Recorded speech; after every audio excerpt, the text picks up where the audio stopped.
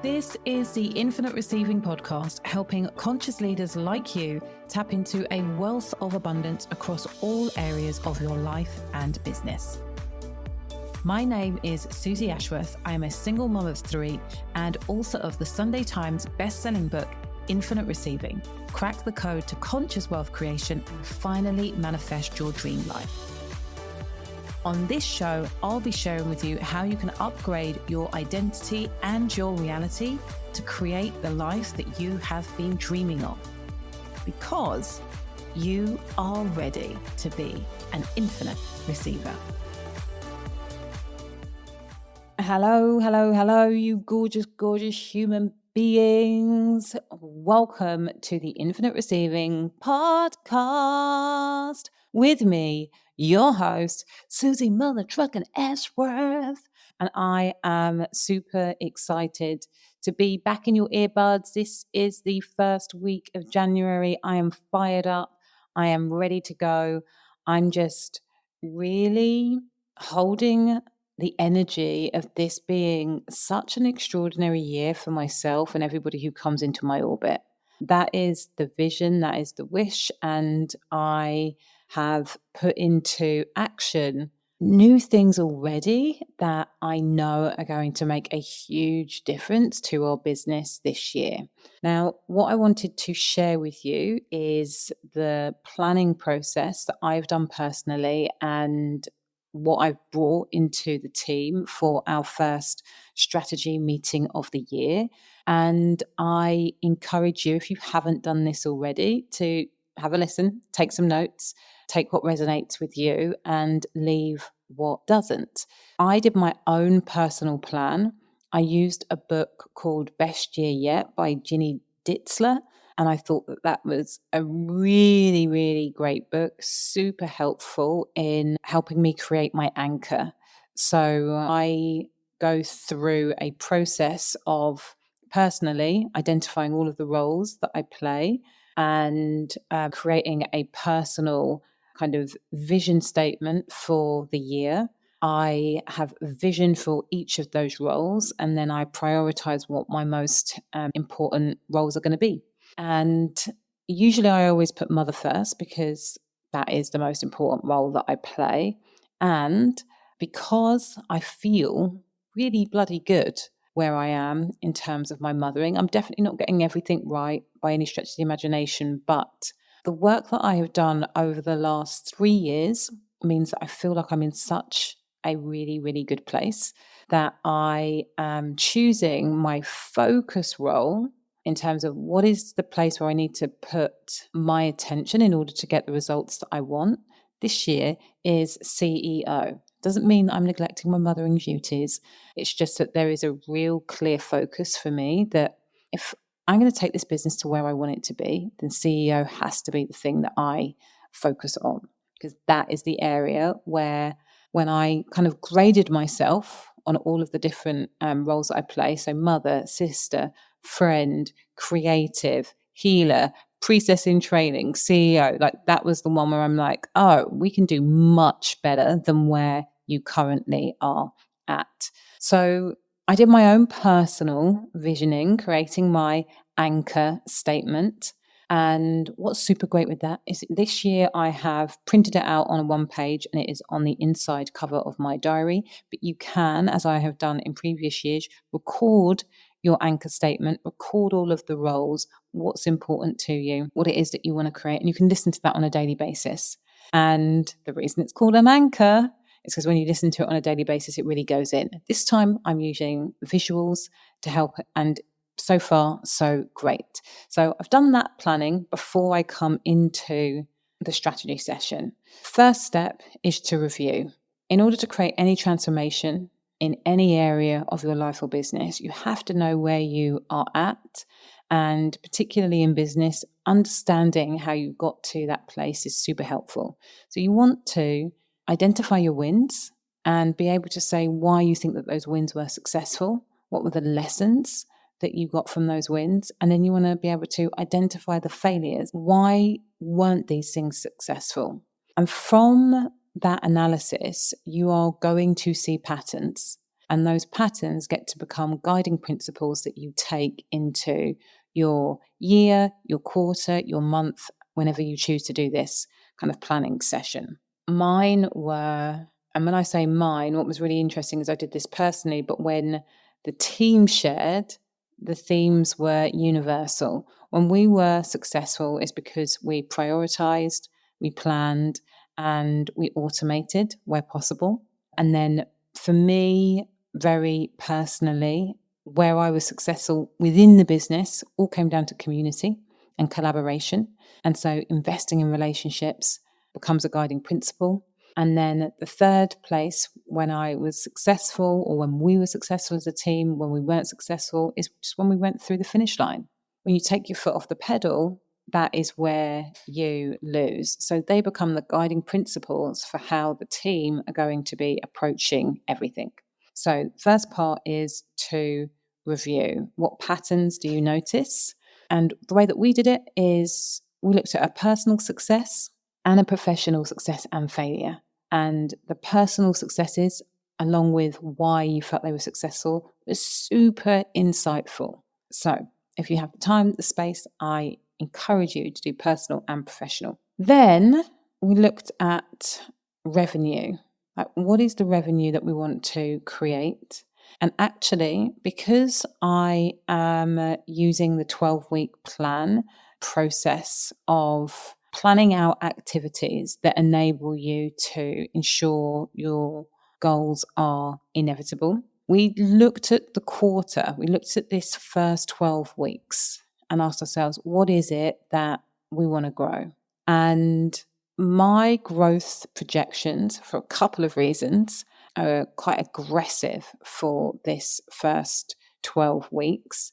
And how I got to that number is to look at what we did last year and think, if we were able to do that last year with this level of resource, then what should we be able to do this year with this new resource? So one of the decisions that I made after looking at where we were successful and where we failed last year is understanding, the second principle that I talk about in infinite receiving is increasing my level of support.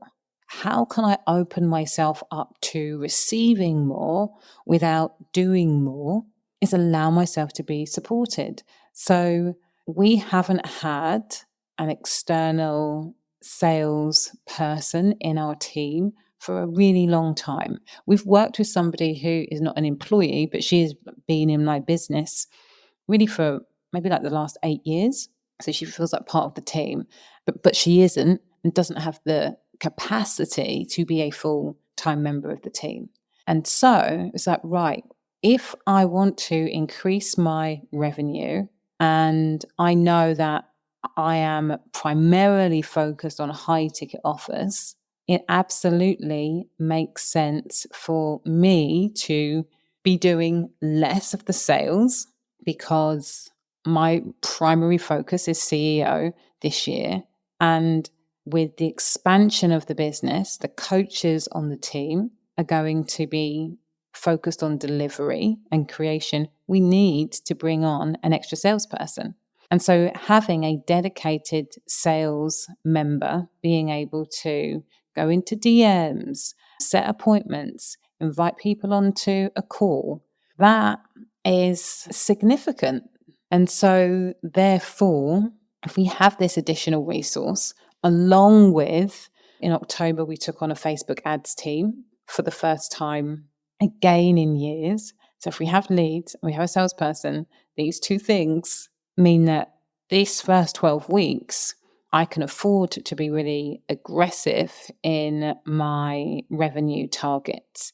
And it feels exciting and bum squeaky. So the question is, what do you want for your first 12 weeks? Or perhaps you want to do the traditional year, but what do you want for your year? And there should be growth. You're listening to the podcast of Susie Ashworth, which is all about receiving infinitely. It's all about moving beyond the limitations of what has been before, really knowing that what has been before doesn't determine what gets to happen now. I am the creator of the quantum shift event, the Leap Lady. And so I want everybody listening to this to be asking themselves, if I'm just looking for 5% or 10%, or I'm just raising my rates by 50 quid, what support do I need to step into in order to approach this radically differently, in order to get a radically different result? It first of all starts with shifting your perception about what you know you are capable of creating and allowing, if you have the right systems, processes, tools, and people in place. And actually, for the majority of you, it's a lot less than what you think. Like, the biggest shift comes in what is happening between your ears. So when you think about your goals, maybe you've not set any because you're afraid of disappointing yourself again. Or maybe you've set them and they're not actually that radically different from last year. You don't feel that excited about it. Please, for the love of God, get yourself to Quantum Shift, that's happening on the 24th through to the 26th of January, live in London, in Hyde Park, because it's there, I promise you, with the content that I have planned for you, you can't help but have a shift in perspective. And that is the first step to creating any significant change in your life. And once you have the shift in perspective, you can then start to ask yourself, who or what do I get to put in place to help me create this? And then you just do it, and you do it. So if you haven't got yourself a ticket yet, www.susieashworth.com/quantum shift, 24th to the 26th of January. I think that we have 7 VIP spaces left available. If you grab a VIP ticket, then you can come to my Future You pre-party. You get exclusive access to me. We get to do some Q&A. I've got a special guest who will blow your mind. It's going to be super fun. So yeah, get yourself over to the website and come and play. So revenue goals for the first 12 weeks, 6 months, 1 year. What needs to happen then on a daily basis in order for you to ensure the revenue is hit? So that would be one area of focus. And then for me, I have 2 other core areas of focus. And this is taken out of the playbook of one of my old mentors, the lovely Kelly Roach.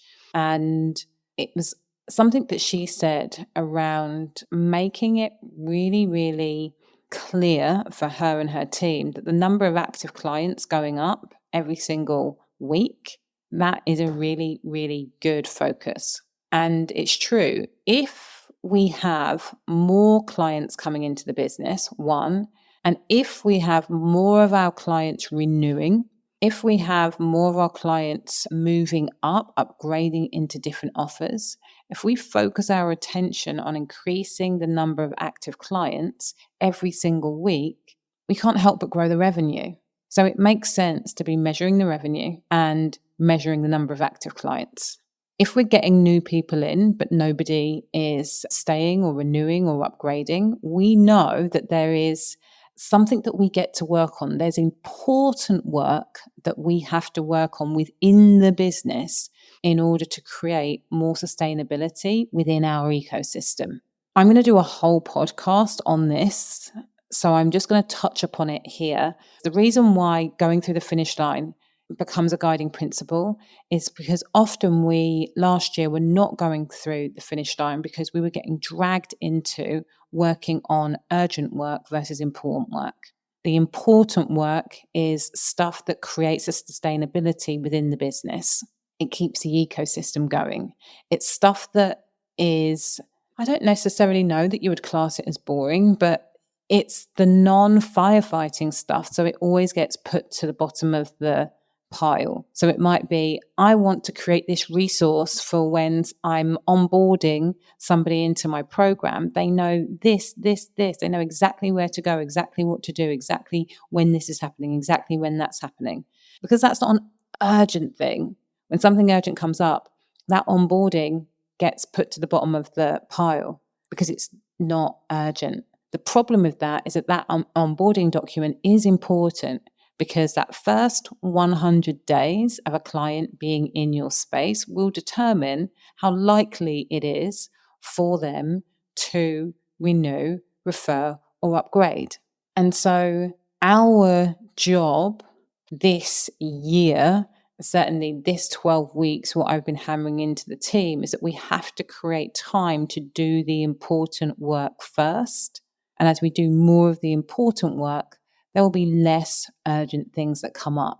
This is a big culture shift for many of us because we are either doing the unimportant things because we're trying to distract ourselves from the important things, we're doing the urgent things, and then we don't have time for the important things. So it's just a big culture shift for many people who are not getting the results that they want to do. I can guarantee that you're spending time in the unimportant and the urgent matrix. Anyway, I said that I'm going to do a whole podcast on that, and I will do, but revenue is one focus.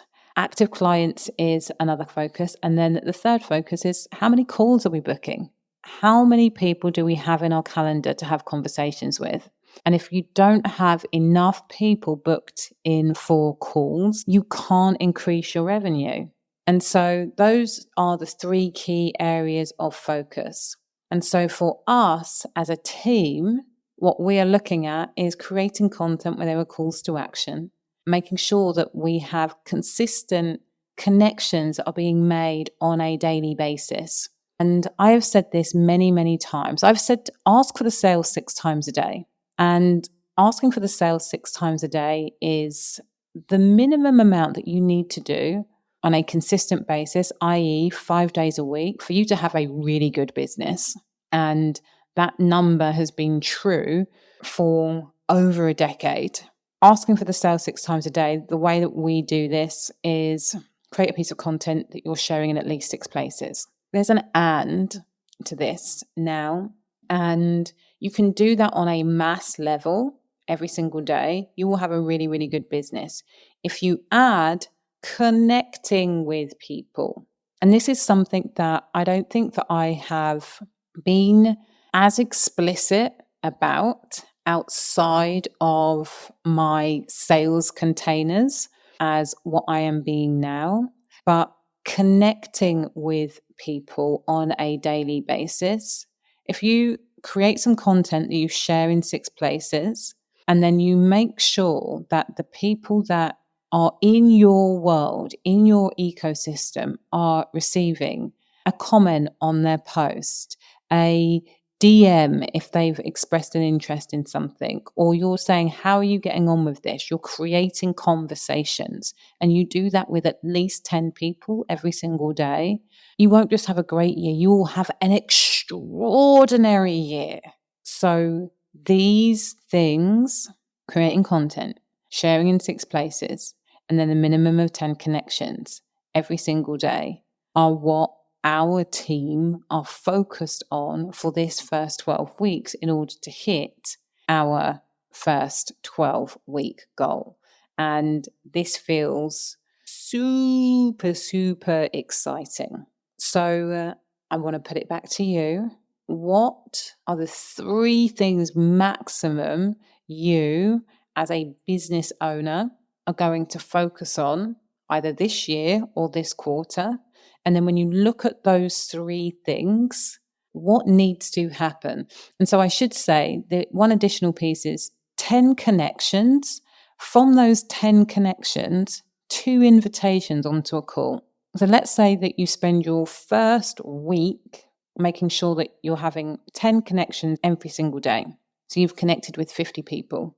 And then you've also shared 5 pieces of content which you've shared in 6 different places that have call to action. Some of those conversations are going to be, oh, I saw you comment on this. I made a post about that.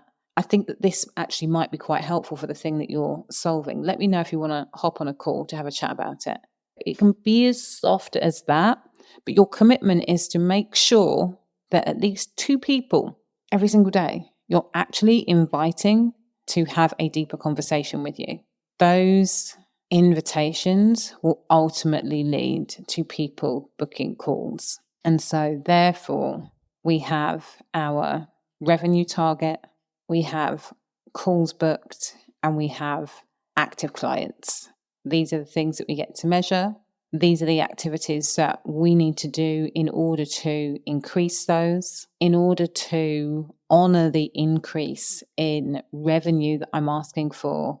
We have a new salesperson and we have new lead flows through our Facebook ads. So extra support, extra skill set, extra resource in order to build something bigger.